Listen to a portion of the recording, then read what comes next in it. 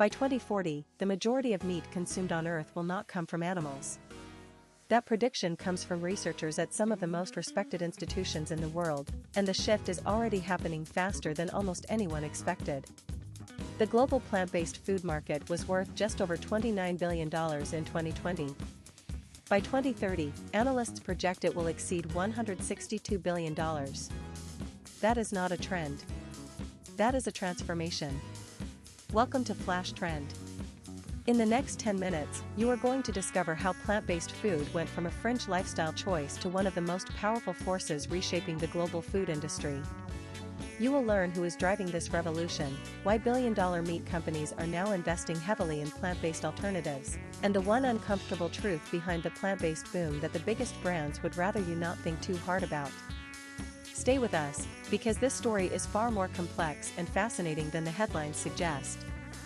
To understand where plant-based food is going, you need to understand where it started.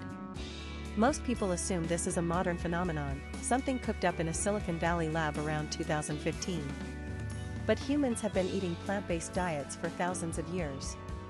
Ancient cultures in India, China, and the Mediterranean relied heavily on legumes, grains, and vegetables as their primary protein sources. Tofu, which is now one of the most recognizable plant-based proteins in the world, was invented in China over 2,000 years ago.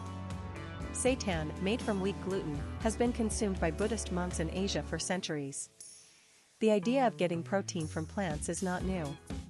What is new is the technology, the urgency, and the money now pouring into the space.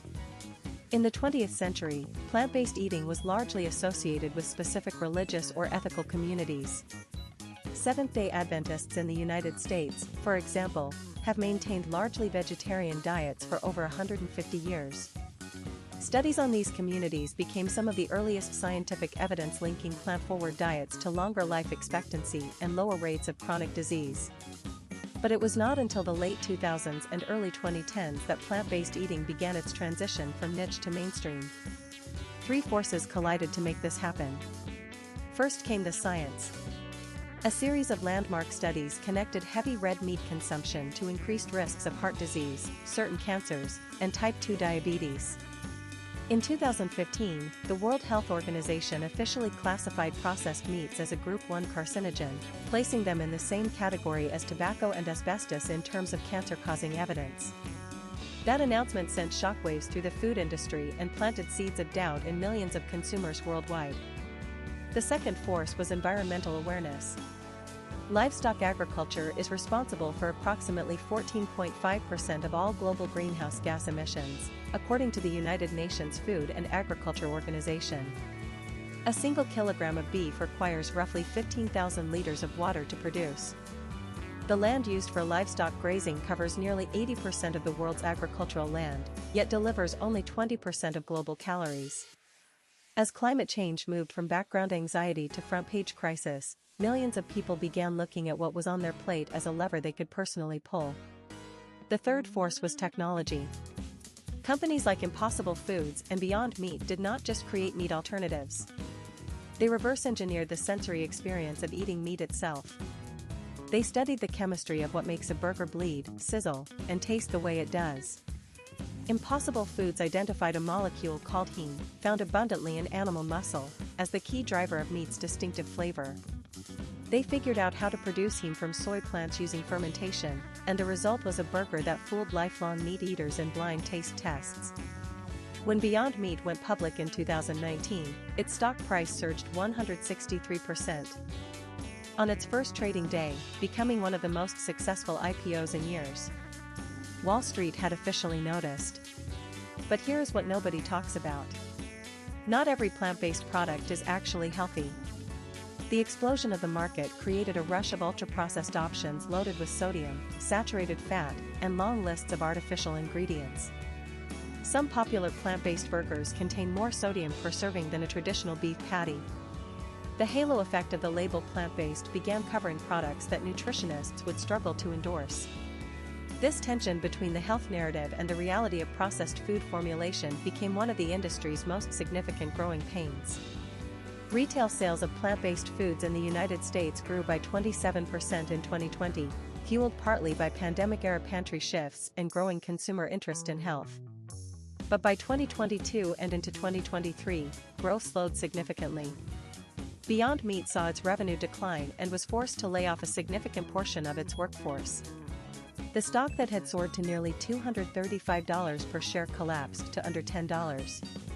What happened? A few things. Price sensitivity became a major issue. Plant-based alternatives consistently cost more than conventional meat, often by 50 to 100%. When inflation squeezed household budgets, many consumers defaulted back to conventional products. Taste still remained a barrier for a significant portion of the population, particularly with products like plant-based chicken and seafood, which proved far harder to replicate convincingly than ground beef. Yet the story does not end there. Not even close. While the retail sector stumbled, institutional and food service adoption continued to grow. Schools, hospitals, universities, and corporate campuses accelerated plant-forward menu programs. Countries like Germany, Denmark, and the Netherlands began implementing national dietary guidelines explicitly encouraging reduced meat consumption. Singapore became the first country in the world to approve lab-grown chicken for commercial sale, a related but distinct category of alternative protein that could redefine the market entirely. The demographics are also undeniable. Generation Z is the most plant-curious generation in recorded history. Studies show that over 65% of Gen Z consumers are actively trying to reduce their meat consumption, even if they are not going fully vegetarian or vegan. They do not identify with rigid labels. They are flexitarians, reducitarians, and sustainability-motivated shoppers who make purchasing decisions based on values as much as taste. This behavioral shift in the largest generation of consumers is structurally reshaping demand for decades to come. Major conventional food companies recognized this early.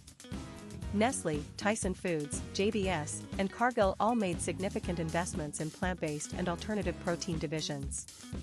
This is perhaps the most telling signal of all. When the companies that built their entire business models on conventional meat start hedging their bets with plant-based portfolios, you know the direction of travel is clear. Tyson Foods, one of the largest meat producers in the world, invested directly in Beyond Meat before eventually launching its own competing product lines. The incumbents are not fighting the transition.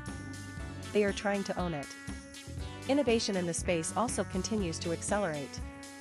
Precision fermentation is enabling companies to produce dairy proteins, egg proteins, and fat molecules that are molecularly identical to their animal-derived counterparts, without any animal involvement in production.